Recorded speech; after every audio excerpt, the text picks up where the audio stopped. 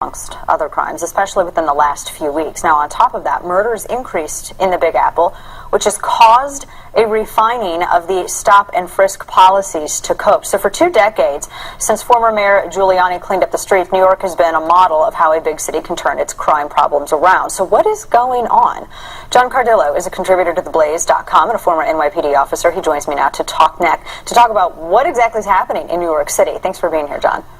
Oh, thanks for the invite, Dana. Is this problem that's going on in New York, is it perhaps maybe the same as kind of what we have seen in Baltimore? Because in Baltimore, police are like, well, and a number of them have said anonymously, we feel like we can't do our jobs because when we do our jobs, we're attacked for it, we're called bigots for it, it's said that we profile for it, they completely beat us down. So if we don't do our job, we don't get attacked. If we do our job, we could go to court or, worse. Is that sort of the same thing that's kind of happening in New York? Because Mayor de Blasio had gone after NYPD after the Eric Garner stuff. Is it related?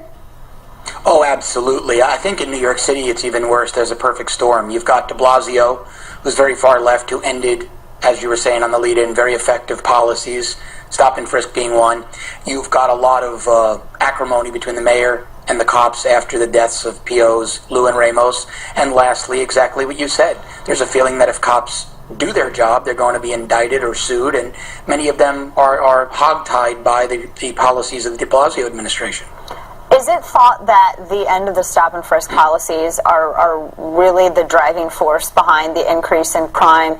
And I've always been a little concerned about stop and frisk, the whole Terry stops, just because as a gun owner, because I've seen that used to stop individuals who have been legally carrying. So I'm always really, really hesitant on things like that. But is that what's being sort of cited as like perhaps maybe the main drive of why a lot of this crime is increasing?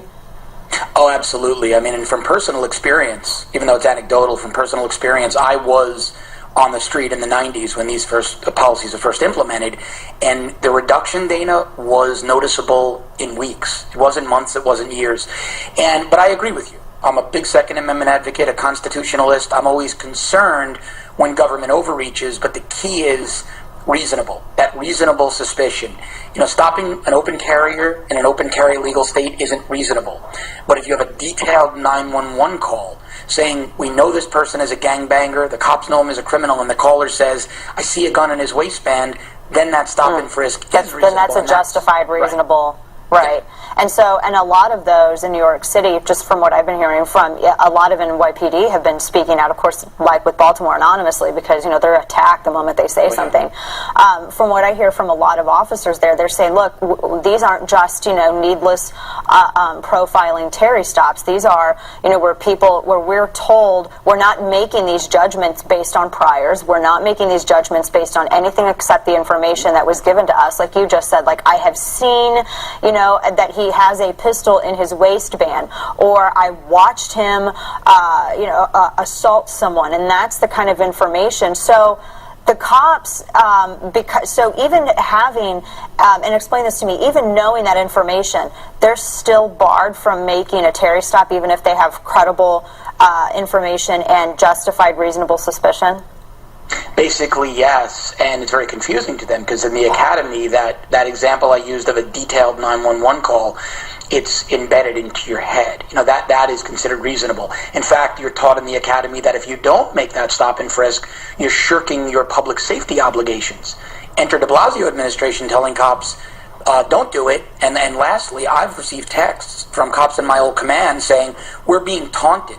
These gangbangers are taunting us, adjusting their waistbands. We know they're bad guys, we know they're armed, and we can't do anything about it. So it's really that bad in New York right now. What is it going to take for people like de Blasio and even the mayor in Baltimore to say, you know what, we're trying to politicize the police force. We're trying to make it politically correct. And politically correct, it seems like they're trying to add a gray area into whether you have right and wrong clearly, and that's what the enforcement of law is about, right and wrong. What is it going to take for them to realize that this politicizing of this is, it's going to hurt more than it's going to help? Yeah, New York and Baltimore are going to have two different problems. Baltimore doesn't have the tourism economy that New York has. So the economic impacts to New York are probably what are going to move the needle on this. And we know now, New York Post reported that there is going to be a review to reintegrate stop and frisk into everyday policing. Baltimore is seeing a dramatic increase in crime. Right, it was in the 35 days after Freddie Gray died, 40 murders, record high. And so Baltimore now is dealing with rampant crime. New York's going to have the economic fallout, and I think both of them are really going to have to re-examine the policies for the cities to be viable. And that's what will it? You said that they're going to reintegrate stop and frisk in New York. And are they going to be limited in it? Are they going to, how are they? Because it just seems, a lot of people said it was vague. And when I actually went and was reading a lot about it, because I have been very, full disclosure, I've been, pretty critical of Terry stops. And then when I was looking, it seemed that it was pretty well outlined that, look, you can't just be like, I think you might be a bad guy. You're wearing a colored bandana that I don't like. I'm going to stop you. That's not enough. And obviously, the officer would get in trouble for making an unjustified stop like that. So how much further can they refine it? Well, Dana, that's a great point. I'm glad you brought it up.